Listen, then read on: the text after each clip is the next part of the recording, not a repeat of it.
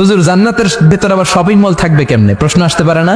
সহিহ মুসলিমের বর্ণনা, ইন্না ফিল জান্নাতি লা সুকান, জান্নাতের ভেতরে বিশাল এক শপিং মল থাকবে। এটা বোধহয় আমাদের বসুন্ধরা শপিং কমপ্লেক্সের মতো হবে, যমুনা ফিউচার পার্ক।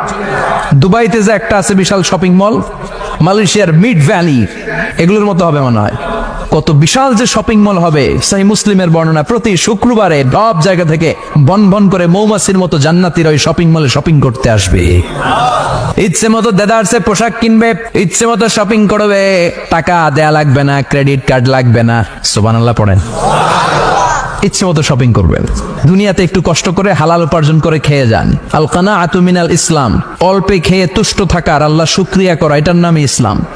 অল্প খাও, অল্প পড়ো, অল্প জমাও, অল্পের ভেতরে বরকত ঢুকাই দিছে কে? অনেকে দেখবেন অনেক খাই খাই নাই নাই করে, এটা যাদের স্বভাব তাদের কখনো বরকত হয় না। অল্প খাবেন, অল্প পড়বেন, আর হালালের সাথে সম্পর্ক করবেন। আল্লাহুম্মা কফিনি বিহালালিকা আন হারামিক ওয়া আগনিনি বিফাদলিকা আম্মান সিওয়াক। বিশ্বনবী দোয়া করতেন, আল্লাহ হালালকে আমার জন্য যথেষ্ট করেন, হারাম থেকে আমারে বাঁচিয়ে রাখেন। পড়েন আমিন। হালাল অল্প হলেও হালালে বরকত আছে না নাই? হারাম বেশি হলেও এটাতে কোনো বরকত নাই, ঠিক কিনা?